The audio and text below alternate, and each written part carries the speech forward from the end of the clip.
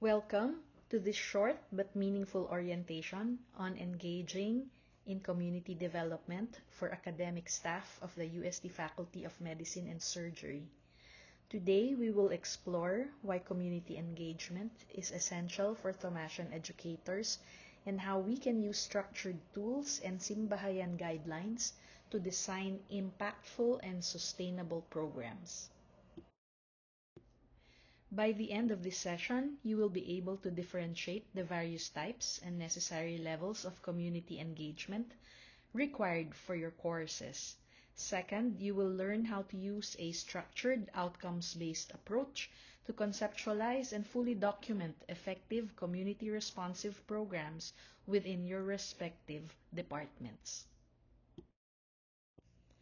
Community development is integral to medical education because it provides real societal context necessary for producing effective and ethical clinicians. It moves education beyond the hospital walls, shifting the student's perspective from treating disease in an individual patient to addressing the root determinants of health within a population. This approach ensures graduates understand systemic issues like poverty, infrastructure, and access to care, fostering social accountability and producing doctors who are equipped to be both clinical experts and public health advocates. Community development is a long-term strategic partnership focused on capacity building and sustainable shared goals. It is a deliberate process designed to empower communities to identify and create their own solutions, ensuring that positive changes and systems endure even after external support concludes. To clarify the scope of our community engagement, an outreach usually provides immediate relief, often a one-time service. Service learning, on the one hand, integrates academic content with community service.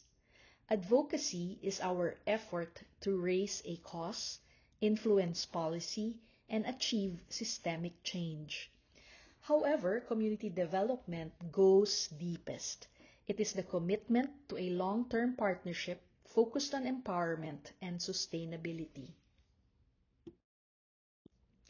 To guide our community work, we rely on four essential Simbahayan documents: FO21 for Community Development Proposal, FO38 Advocacy Proposal, FO47 for Service Learning Proposals, and FO49 for Terminal Reports. There are specific forms for online, in-campus, and off-site activities. We file these forms with Simbahayan, signed by the ComDev coordinator, the dean, and the regent to make an official accounting of our community service activities. In these forms, you will select the program area for development intended by your project. Most of the projects of FMS align with health and wellness, but we can also conduct livelihood activities, leadership trainings, recollections, and planetary health initiatives to cover diverse areas. You will also identify what specific Sustainable Development Goal or SDG is supported by your activity.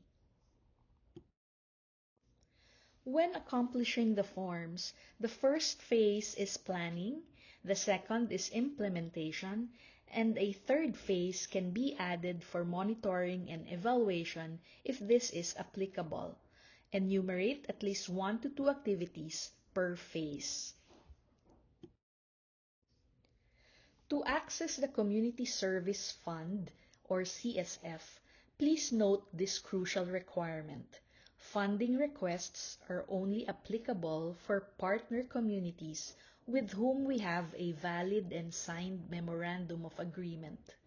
In the spirit of true partnership, the community must provide a counterpart contribution. This isn't necessarily cash. It can be in-kind support, such as providing the venue, volunteer assistance, or logistical support. How to fill out the budget form? When completing the budget form, use the 3 columns to accurately reflect the partnership. CSF, the amount requested from the university through Simbahayan; organization counterpart, your group or organization's contribution; and alliance counterpart, the value of the partner community's in-kind support, like the free venue or volunteer hours. Remember that USD policy is to contribute, not to cover 100% of the cost. Your counterparts reflect the strength and sustainability of your project. The Community Development Proposal Form is only used for projects aiming to capacitate the community members in addressing their identified community needs. It includes community needs, objectives, expected outputs, detailed phases, budgeting, and sustainability planning. For classroom and curriculum integrated activities, service learning ensures alignment with course intended learning outcomes or silos, student learning outcomes, and assessment tools, making service learning academically grounded. This form is for projects demanding systemic change, not just simple service. Focus your attention on these 3 core areas: advocacy aims, which define the concrete change you seek; the target audience, the specific authority who can make that change; and choose your target level, whether it's local, regional, or nationwide.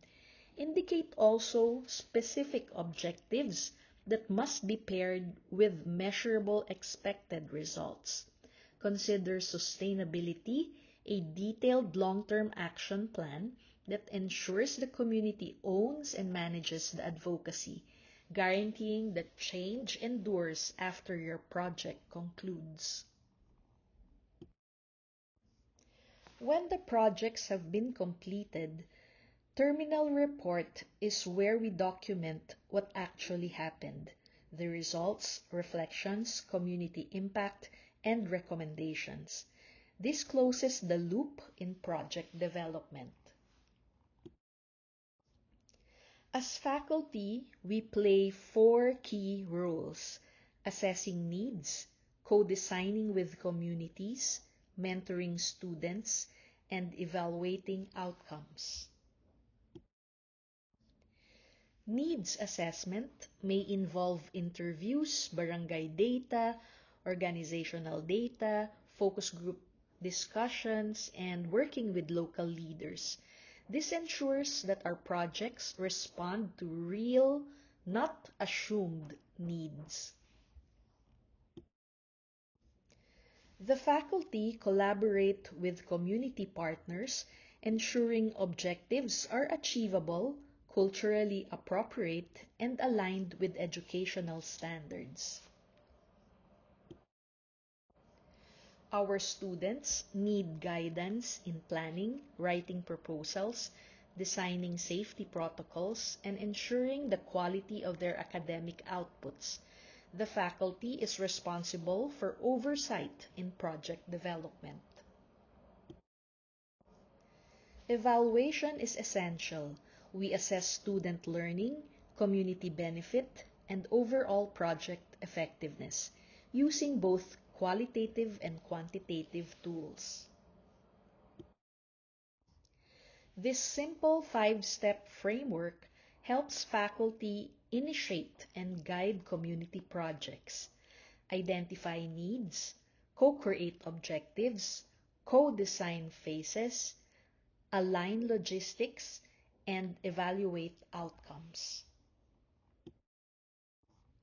Step 1. Identify needs. Use community profiles, surveys, and data. Always connect needs with SDGs and curricular goals.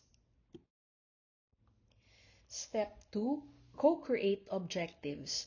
Objectives must be specific and measurable. Both ComDev and service learning proposals require clarity in expected results. Step 3. Co-design the implementation flow. Each phase must include time, activities, responsible persons, and safety protocols.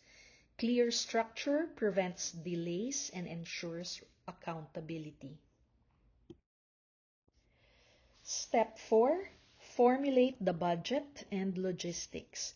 Remember, there are fixed food rates, transportation guidelines, and theoretical counterpart values. These ensure compliance with Simbahayan standards. Finally, Step 5. Evaluation and reporting. Evaluation ensures that our work has a measurable impact. Use the specific terminal report form to document results, reflections, and improve future initiatives. Again, here are the vital documents, guidelines, and contact information you might need when planning, implementing, and evaluating your community development projects. As Thomasian educators, let us commit to one meaningful community initiative this year. When we transform communities, we transform students and fulfill our mission of forming competent, compassionate, and committed Thomasian physicians.